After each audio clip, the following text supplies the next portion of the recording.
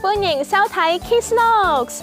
各位小朋友，你哋知唔知道咧？太陽系除咗有地球之外啦，仲有好多唔同嘅星球㗎喎。而呢一啲星球咧都有自己嘅特色㗎喎。咁我哋今日咧就請嚟嗇色園主辦可觀自然教育中心暨天文館天文主任許浩強同我哋分享啊！歡迎你啊，許 Sir。Hello， 盈月。你好啊，許 Sir。嗱，講起太陽系啦，咁其中一個我好好奇嘅星球咧，就係呢個水星喎。水星其實佢有幾大嘅咧？如果相比起地球嚟講，哇！八大行星裏邊咧，水星係最細嘅。最細？係啊，有幾細咧？大概得地球1/3多少少。係啊，又或者佢比起我哋嘅月亮，只不過都係大少少啫。咁所以水星咧，佢係最細，同埋佢係最近太陽㗎。咁我想問佢嘅即係溫度又係點咧？同埋佢係咪真係同佢個名一樣係好多水圍住嘅咧？嗱，水星叫做水星咧，大家千祈唔好誤會喎，佢真係冇水嘅。冇水添㗎？係啊，咁但係咧，點解叫做水星咧？因為我哋以前中國人啦，就會將天空上面5個行星咧，用金木水火土5行嘅名字去命名，咁所以水星咧就安咗其中一個名俾佢啦。咁啊，而水星嘅溫度咧，其實因為佢最近太陽啊嘛，你可想而知啦。其實佢應該係好熱嘅，有幾熱咧？係咯，俾太陽曬住嗰個日頭啦，大概有400幾度咁熱嘅喎。400幾度？係啊，咁但係咧冇太陽曬住嗰邊咧就冇咁熱，甚至乎係好凍啦。喺冇太陽曬住嗰邊咧就-190度。哇！咁個天氣都幾極端㗎喎。係啊，佢個溫差好犀利，佢可以話係太陽系裏邊溫差最大嘅行星。咁所以水星呢個星球幾乎冇水啦，溫差又大啦。咁我諗咧，對於人嚟講或者對於生命嚟講咧，就未必一個適合生存嘅星球啦。咁我頭先聽你講啦，佢係距離太陽係最近噶嘛，咁佢圍住太陽轉圈係咪都係最快咧？係啊，你講得好啱啊！原來越近太陽嘅咧，轉速就會最快，或者轉個週期就會越短嘅。咁水星要圍繞太陽行一圈咧，就88日就得啦。咁唔同地球喎，地球圍繞太陽行一圈咧就365又1/4日。咁所以喺水星上面過一年啊，即係水星嘅一年咧得88日嘅咋，好快又過年㗎啦。好搞笑啊！咁我想問咧，咁水星表面啦，佢頭先聽你講咧就係冇水噶嘛，咁佢表面有啲乜嘢咧？即係佢嘅地形啊，又或者佢天氣係點嘅咧？水星個樣咧，用人造衛星啦，或者無人探車影翻嚟咧，佢好似我哋月球個樣咁㗎。凹凹凸凸咁樣啦，全部都係一啲固體嘅岩石啊，或者有啲山，有啲坑洞咁樣樣。咁有啲時候咧，啲人仲會搞錯咗嗰個相片係咪月亮嘅相片嚟㗎？原來唔係喎，真係喺水星嘅高空拍落嚟嘅。咁原來水星呢個固體嘅行星啦，同地球一樣係地殼有固體嘅地面嘅。咁但係由於佢好細又好近太陽，所以頭先提過啦，佢溫差好大。咁上面一個窿一個窿嗰啲地形咧，相信就係由隕石撞擊嘅隕石坑，或者我哋叫做環形山。咁啊，原來水星有好多隕石坑或者環形山，同我哋個月亮個樣都幾似下嘅。咁佢咁近太陽啦，溫度又有時會好高啦。咁其實人類嘅探測器係咪真係都好難係好近距離咁樣影到，又或者係唔可以直接登陸咧？係啊，原來去水星咧算係幾困難嘅一個太空任務。舉個例子啦，我哋平時去火星探索，可能咧人類幾十年前到今時今日為止咧，已經派過差唔多40幾架無人探測器去火星㗎啦。因為火星相對係容易去嘅，去水星咧嘅探測器得3個嘅啫。成功去到啊！成功去到又有我哋叫做一個去探索水星嘅計劃咧，得3個嘅啫。咁所以咧，呢3個計劃其實都得來不易。咁我哋亦都發現啦嚇，佢要飛去水星咧，有好大挑戰性，係因為水星太近太陽啦，所以要避開太陽嘅熱啦，甚至乎避開太陽嘅引力，先可以安全去到水星咧，係相當困難㗎。咁我想問，咁水星佢咁近太陽啦，咁佢應該係會望遠鏡，佢又睇唔睇到咧？用望遠鏡睇水星都係一個挑戰嚟嘅。好似你咁講啦，佢經常都好近太陽嘅喎。咁所以咧，如果我哋想用望遠鏡睇水星嘅時候，太近太陽嘅時候咧，其實係好危險㗎。望遠鏡唔小心睇到太陽咧，就會發生大意外添嚇。咁所以千祈唔好立亂用望遠鏡去揾水星，因為你可能會好容易就唔小心睇錯隔離嗰個太陽啦。咁只係每年有一啲最特別嘅日子先適合觀賞水星嘅，我哋叫做嗰啲水星遠離太陽最遠嘅一啲時刻，我哋叫水星嘅東大距啦，或者叫水星嘅西大距。咁喺嗰陣時就會喺黃昏日落，就日落之後太陽已經落咗山啦，我哋就可以喺日落嘅方向睇到一陣間水星嘅喺天空上面嘅情況，又或者日出之前太陽未出嚟，水星就會出嚟先嘅時候咧，我哋都可以睇到水星嘅。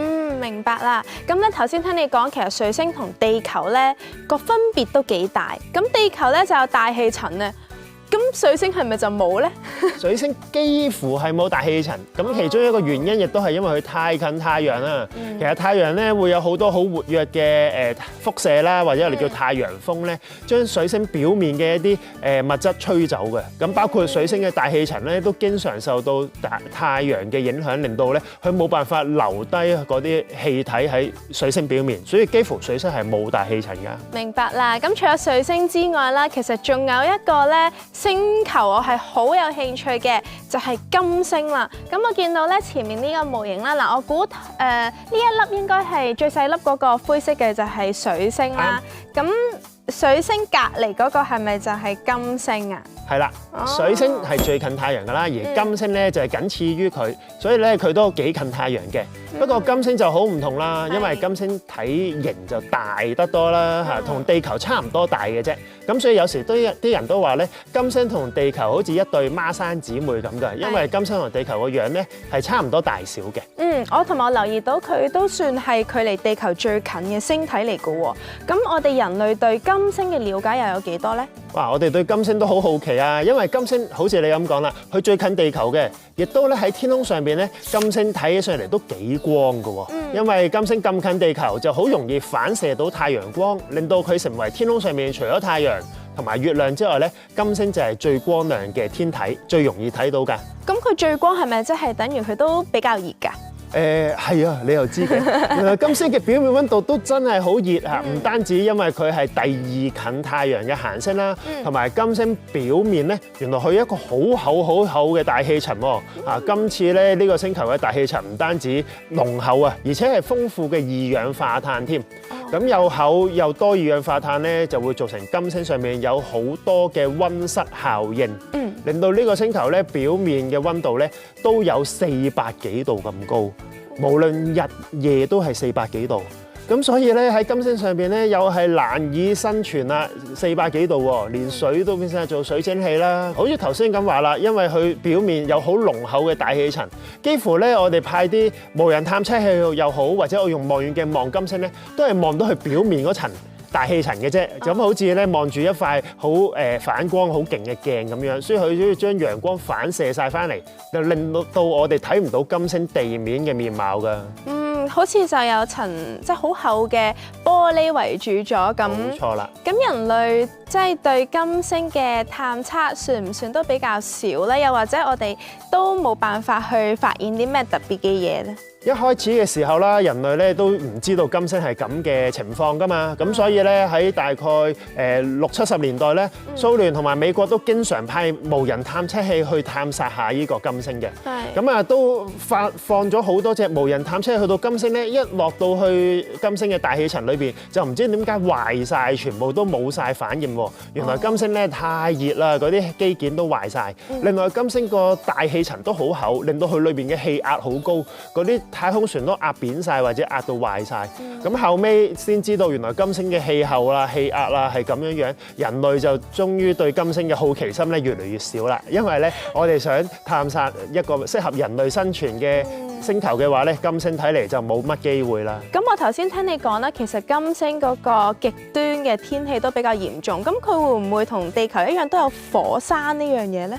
金星嘅火山咧原來都幾多嘅，咁啊算係咧表面佈滿咗好多唔同嘅大大小小嘅火山。咁不過呢啲火山活動咧，暫時睇嚟咧都係平靜或者係唔再有㗎啦嚇，因為科學界啦都派過一啲人造衛星去拍攝到金星嘅地形或者佢嘅地貌，發現到佢啲火山活動咧大概已經最近嘅都係20億年前或者30億年前先有地質活動。咁所以咧金星嘅火山雖然數量好多，但係都唔係近期嘅啦。咁我哋咧對水星啦同埋金星嘅了解多咗喎。轉頭翻嚟咧，許 Sir 就會同我哋介紹木星㗎。我哋陣間見。歡迎翻到嚟 Kids Notes。咁而家許 Sir 咧就會同我哋講下木星㗎喎。許 Sir 我想問木星有幾大嘅咧？哇！木星真係一個好大嘅行星嚟㗎，佢係太陽系8大行星裏邊咧最巨型嘅。咁有幾大咧？佢可以擠得落1300個地球咁大。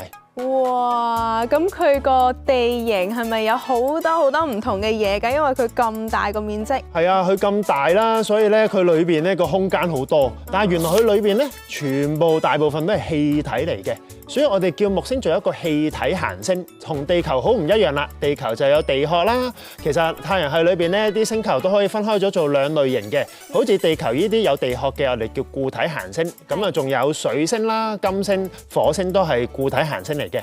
咁而好似木星一樣氣體行星咧，就包括有土星啦、天王星同埋海王星。咁所以呢啲氣體行星都可以叫佢哋做類木行星，類似木星嘅行星嚟嘅。咁佢係咪完全冇陸地，全部都係氣體嘅咧？我相信就完全冇陸地啦。咁但係呢個氣體行星嘅裏邊咧，其實都係一個星球嘅核心嘅。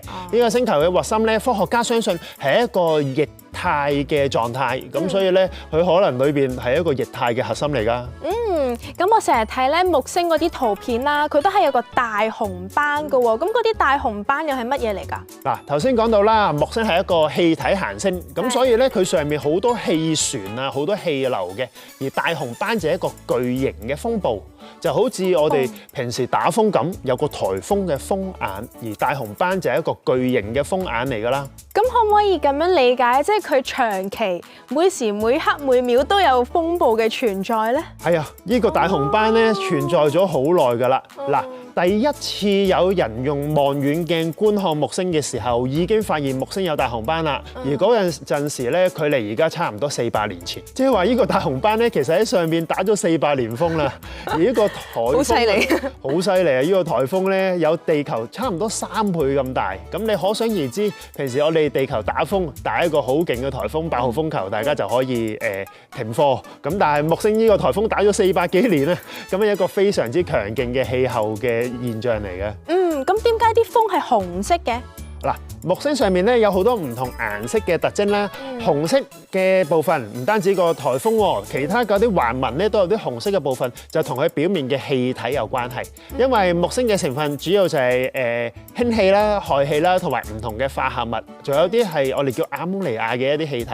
咁唔同嘅氣體就會有唔同嘅顏色嘅表現。咁當然裏邊嘅原因就比較複雜啲，可能同陽光照落去，再有一啲紫外線嘅一啲反應有關。咁所以科學家都研究緊木星嘅大紅斑紅色嘅機制，其實佢哋都未必100%知得清楚㗎。咁我頭先聽到你講，原來人類都有成功即係派啲探測器去木星嗰度啦。咁仲有冇啲乜嘢特別嘅發現呢？哇，有好多得意嘅發現㗎。因為木星咧，佢係一個好巨型嘅行星啦。咁所以咧，我哋都知道原來木星旁邊有好多個衛星。咁過去有好多無人探測器飛到去木星嘅時候，唔單止發現到木星有光環啦，亦都發現到有好多新嘅衛星，同埋每一個木星嘅衛星面貌咧都唔一樣嘅喎。咁所以太空總署或者科學家咧都仲係好有興趣，逐個木星嘅衛星探晒一下，又或者木星嘅大氣層都探晒一下。咁啊，而家我哋已經知道咧木星好多以前唔知嘅秘密㗎啦。咁有冇話有幾多粒衛星，同埋有冇啲咩比較特別嘅衛星可以攞出嚟簡單介紹下？當然可以啦。嗱，到今時今日或者今年呢個月份為止啦，木星嘅衛星數量咧已經達到95粒咁多㗎啦。哇！係啊，即係地球，但係地球得1粒㗎啫喎，一個月亮。木星有95個月亮。哇！咁呢個木星嘅衛星咧，原來就係有好多新嘅發現啦，所以咧呢個數字仲會持續增加落去都唔出奇嘅。只要人類再派多啲新嘅太空船去木星，或者用望遠鏡再睇清楚啲咧，可能遲啲仲會發現更加多嘅衛星㗎。咁而喺木星咁多個衛星當中咧，有4個衛星咧係最大嘅，我哋叫木星嘅4大衛星，亦都係400年前伽利略意大利天文學家已經發現到㗎啦。咁所以呢4大衛星亦都叫伽利略衛星。呢4個衛星咧就非常之有趣啦。嗱，一個咧就上面好多活火山嘅，我哋叫做木衛一艾奧啊。咁原來喺地球以外仲有啲地方係有活火山嘅咧，木衛一艾奧就係唯一一個啦。另外有個係完全俾冰封埋住嘅，嗰個叫木衛二歐羅巴。咁呢啲俾冰封埋住嘅咧，唔單止木衛二啦，木衛三都係好冰冷，好多冰嘅。咁但係科學家發現喺啲冰層底下可能會有海洋嘅喎，即係你幻想下，佢冰封咗嘅表面，如果我哋鑿穿佢咧，底下可能會有液態嘅喎。咁液態嘅海洋裏邊會唔會有生命呢？有冇微生物或者會唔會有八爪魚呢？而家科學家都好想知道。如果發現到喺外太空有生命嘅話咧，就係一個大新聞啦。係啊，因為好似話宇宙上邊揾到有水源嘅星球，其實都比較罕見㗎嘛。咁所以唔怪得知人類對木星咁好奇，因為原來有機會係可以揾到水源，而水源好容易就會有生命。係啊，不過嗰啲液態咧就未必係我哋平時飲開嗰啲水源啦。因為喺木星啦或者木星嘅衛星嗰度咧係好凍嘅，可能係-100度或者再凍啲。平時液態嘅水咧已經結晒做冰㗎啦，咁所以喺嗰啲地方發現咗呢啲液態咧就係其他嘅化合物，咁未必係即係我哋平時生活啱飲嗰啲液態水，或者咧俾我哋地球上面嗰啲魚可以暢泳嘅河流或者海洋嚟㗎。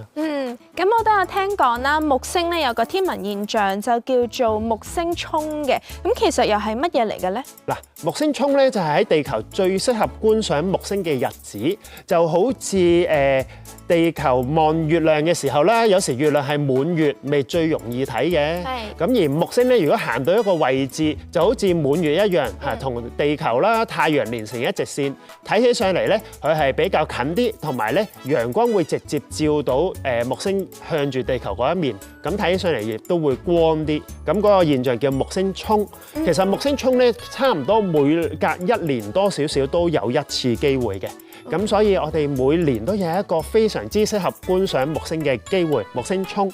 咁今年而家木星咧就已經過咗木星衝嘅機會㗎啦。如果想睇嘅話咧，可能要等多半年先有啦。仲有一個係近年即係好似最近都有發生過嘅，就叫做七星連珠嘅一個天文現象啦。咁我見到即係各大嘅即係可能網上啊、新聞啊都有講呢個現象喎。其實點解佢係咁特別？係咪好少先會出現咁嘅現象呢？所謂嘅七星連珠啦，我哋就會話將太陽系裏邊除咗地球以外嘅8大行星嘅星球咧，如果同一晚一次過可以睇到佢哋，咁就會非常之巧合啊。咁所以呢一個現象咧，就係當夜晚嘅天空出現到水星、金星、火星、木星、土星，甚至乎加埋天王星、海王星呢啲行星咧，就會叫做七星連珠啦。咁但係七星連珠咧，你唔好諗住真係可以一眼睇晒7粒喎，就一條線嘅咩？係啦，未必真係咁靚嘅喎，因為大部分嘅呢啲行星咧，有啲就會喺天空嘅東方，有時就會喺天空嘅西邊。咁所以就算7粒擺埋同一時間出現咧，可能都係一個東一個西，咁未必真係喺天空嗰度咧好近咁連成一串嘅。咁同埋啦，7粒行星當中咧，天王星同埋海王星太遠啦，幾乎係睇唔見嘅，所以七星連珠咧最多就睇到5粒嘅啫。咁啊天王海王咧太暗啦，睇唔到。咁但係有時咧水星又好近太陽喎，咁所以又要扣減1粒。咁啊有時咧減下，係啦，減下咧，可能最多同一時間肉眼睇到嘅咧就3星連珠或者4星連珠已經叫做好叻㗎啦。咁我相信好多小朋友聽完你今日嘅分享啦，可能對宇宙都有好好奇喎。咁你建議佢哋可以點樣去嘗試觀察或者係學習宇宙奇妙嘅地方呢？嗱，如果想睇呢啲星球咧，其實有幾個都幾容易睇嘅。頭先我哋今集介紹嘅木星啦，或者我哋之前都講過嘅金星啦，喺天空上面都幾光亮㗎。咁再加上咧，我哋可以下載一啲免費嘅星圖軟件喺個智能電話或者平板電腦咧，咁就可以揾到唔同嘅星座或者行星出沒㗎啦。咁當然，如果想再認識多啲咧，就可以試下去天文台嘅網站睇到每日天空上面嘅日月星辰嘅一啲出沒時間啦，又或者去太空館咧去認識多啲關於天文學嘅知識啦。的確啊，宇宙咧真係充滿好多奇妙嘅地方啊！所以小朋友，下次咧夜晚嘅時候，不妨咧你都可以抬頭望下天上面嘅星星，話唔定你都會對宇宙咧個好奇心會越嚟越大啊！好啦，我哋今日咧真係好多謝許 Sir 你對我哋嘅分享啦，我哋下次再見。今集我好開心啊！記咗同埋學識咗呢啲事。